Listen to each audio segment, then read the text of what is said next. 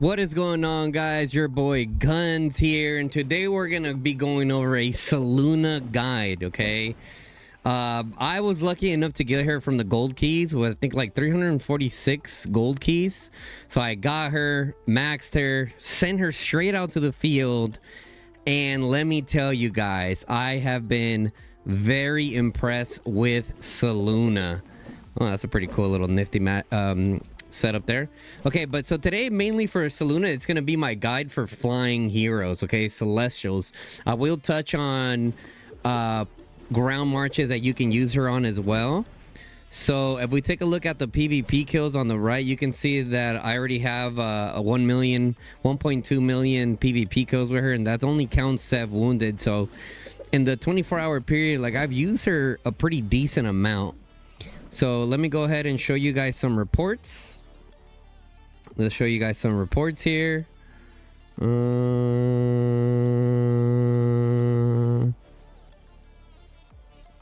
can see that I still test out purple heroes to see how they're doing. Believe it or not, Thunderland Atheist is kind of cool. Anyways, okay, so close that. Look at this. I did Ming, Seluna. It's Seluna, right? I'm pretty sure. And at the end there, I kind of got attacked by a bunch of Kumas, but look, like, pretty good trade here. And this is versus Echo, guys. And look, this is versus a bunch of Kuma Kwans, just like a bunch of tanks. So like, if it wasn't a bunch of tanks, I would have done substantially better. So you can see that. I mean, Ming is pretty OP, right? So it's like, okay, it did good with Ming. Okay, Ming is pretty much anyone you put with him. I would honestly would love to see a Ming Kella. No BS, guys. I feel like it would still cook. But anyways, that's proof right there. Like, even with Ming, we're getting a 60 to 157, so like a high 2.0 trade there. As we work our way down, I tried her also with Thea. She does really well with Thea. You can see here 23 to 62. That's almost a 3.0 trade. Same thing against, this is all against Echo, guys. So if I'm getting these kind of trades versus Echo that has really good pets, you can imagine what you would be able to do versus, you know, smaller kingdoms. It keeps going, guys. Don't worry. I'm gonna show you guys my Burt Ballhorn setup too. My Burt Ballhorn was cooking before Seluna came out, guys. I was running Burt Ballhorn and then Thea Atheist, but I think Thea Seluna does a little bit better, at least from what I've seen. Okay, you can see the Burt Ballhorn right there, and I also have something to share with you guys here as well. So right here again, let me show you guys Burt Ballhorn. A little under a 2.0, pretty close. You can see at the end there, I kind of got chased down by tanks again. Another one, like I said, I have numerous reports to show you guys. Like, I mean, they're doing good. Look at this, 51 to 84. Once again, just pure tanks. Okay, as we scroll down, some of my best reports with Thea Seluna here. Once again, all tanks. Like I said, all tanks, calves. So you can imagine, like, if it was a proper field, I mean, we're talking probably 80-90k reports with this setup, guys. That's a solid 2.0 plus KD there. And don't worry, I'm gonna go over the setups that I've been running. Same thing again here with Burt Ballhorn. And I did test it, guys. Like, I tried Burt Seluna, but it was like a little too tanky. I tried Burt Seluna and it was a little too squishy. So I'm like, okay, kind of got to switch it up. Thea Ballhorn, amazing. Pretty much anyone with Thea cooks, right? Burt, Thea, anyone with Thea, she's just an absolute beast. So let me go ahead and show you guys the build that I was running. Now, also, you're wondering, okay, why not Seluna primary? She has the skills tree. And the reason why is because people kept on targeting her, guys. You know, she's a brand new hero.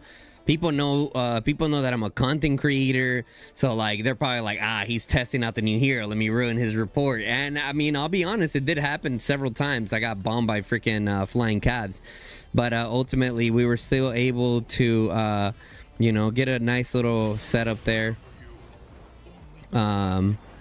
This guy Coco has been doing this the entire time. Pretty annoying. Like, how bored do you gotta be, bro? Like, it's over already, bro. Pack it up, Coco. Pack it up. Back to home kingdom you go, buddy. Anyways, let me show you guys the setup. Here's the setup that I have for Thea. I've been running this setup on Thea, guys, for years. I've been running this setup. Now, I think that I'll probably end up switching this up a little bit. I'm not gonna lie. So I think instead of intimidation, I'm gonna go. I mean, I kind of don't want to switch it up. I know that you guys see that I have the hero skill damage here. But I mean, it's been working pretty good for me, to be honest. When you look at Seluna's setup, she has a very interesting setup when it comes to Seluna. I know I haven't really done a video like introducing her skills, but we can go over them real quick. Deals damage to the target Legion, damage factor 900, and grants 1 stack of Luna's Moth Mark. Each stack of Luna's Moth Mark ignores 5% enemy defense, max 3 stacks. But then something interesting happens here on the second one. When the Legion is defeated in the field, it consumes all stacks of Luna Mothmark to immediately deal damage to the enemy Legion that defeated it. This one is kind of weird, right? It consumes all stacks of Luna's Mothmark to immediately deal damage to the enemy Legion.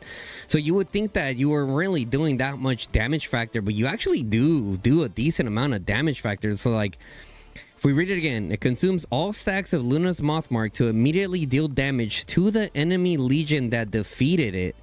So like, it almost reads like, okay, so is it only doing it if I die, or is it doing it as I kill it? And I think it might be as you kill the target. I don't know how exactly that works, to be honest. But oh yeah, it kind of just like resets you, I guess. But anyways, it does do some good hero skill damage, right? You also got some healing as well here. Let's see, if the Legion survives the battle, it consumes all stacks of Luna's Mothmark to receive healing. Okay, so like there's no like cooldown to this. If you look at this, you can kind of cheese it a little bit to where like you purposely don't kill it and just get the healing instead. I don't know. Third one here is Legion melee units gain 20% attack. The Legion's range units deal 10% more damage. So it is kind of more inclined towards range units, but she still does really good with calves, as I've seen. We're gonna do some more. Increase march speed by 20% and HP by 10. So like her with Thea is just like super fast. So anyways, you get the awakening here, a few extra. Let me go back and show you guys my Thea build, and then so running it with Thea and the Visage of Sanctus, and I'm also running the Sapphire Phaedrake. Here is the talent once again for Thea. I really enjoy this. However, with the 40% march speed, I would take off everything march speed from here, right, and go more for defense. So go overall defense, and then over here overall defense as well. Because you don't really need her to be that quick. Okay, here we go. Next we got my guy Bertrand, and I've showed him before, and I'll just show it to you guys again. This is the build that we have, just in case you haven't seen any of my other videos with the guides. So that's what I'm running on my Burt Ballhorn, and I am running the Mirage Orb Exemplar, and I'm also have the Shadow Phaedrake on there. I do have a little flyer setup that I've been working on. I'm not going to release the builds just yet because I'm not like fully satisfied with how they've been performing, but this is what I've been having here. My four flyers. I mean, if we can get another flyer, that'd be awesome to complete the 3, but the 2 have been amazing. As you guys know, with us beating Echo and them disbanding, so like it's really ratty gameplay right now. So a lot of the times, like, you'll notice they're not speed synced at all. I'll just be up here like on top of like mountaintops. Like, let's just say they were porting in here and had land to port in, they would normally port in. Let me look out for flying chickens because they'd be coming out of nowhere. This guy Coco right there probably attack me once. Okay, so I would just like sit on top of the mountaintops and just rain down on the tanks that were coming towards us. So that's pretty much what I've been doing with the flyers. And believe it or not, like the Freygar and the Craig setup still get me like 20k plus merits just hitting tanks only. So it's like, it's better than nothing, and also better than getting cav bombed by a bunch of Echo players. So yeah, guys, I mean, that's pretty much it. That's pretty much it for this video, guys. Nice quick guide on Seluna. On the way out, I'll show you guys, like, if you're insistent like on using Seluna primary, you could go with a setup like this, right? So if you use Seluna and Thea specifically, you could just go like this, right? Like, just fully take advantage of like a full skills tree, like if you were to run her with someone else. But so here's the thing, if you're gonna go Seluna Thea, I would say go up PvP. Okay, and go up the PvP tree, and then halfway into skills with the rage engine, right? So I'd go something like this, right? So boom, we go defense. I would say go for some more HP. I know some of you guys probably like the rage is pretty good too. You could do rage, but my mentality is more for like dealing with counterattack damage, right? So we can go here, counterattack damage. We can go with this, and after this you can kind of stop if you really want to, but you can go even rest and repose. This actually starts stacking up pretty quickly. It's like even more healing here. I really do love this rest and repose setup here. Go with some more HP there when you're hitting tanks, and then I would come over here to the right. Okay, even some more health, because like I said, this is keeping in mind hitting tanks. Okay, so that's pretty much like the whole like idea behind the setup. Okay, so this is the setup that I would go with. If you're not hitting as many tanks, I would go with a little bit more rage, right? A little bit more skill damage. Okay, you can kind of switch it up based off like what it is that you are doing, because not every field is the same, right? As far as like the skills tree setup, you can do it how I set it up with Bertrand. And I'm not gonna do that right now. You could just look at my Bertrand tree, kind of do it that way, and then go halfway into the magic up to Magic Maelstrom. But yeah, guys, I mean, that's pretty much it. She's been pretty dope. I think the next guide that I'm gonna bring you guys is to see where do I fit her in my Cav setup, if I even fit her in my Cav setup. She is for sure gonna fit like a glove with the flying chickens. I will be getting together with some of the flying chicken mains and see what kind of setup they can cook up. What was that? Oh, I got PTSD from all the Neas just kind of walking around.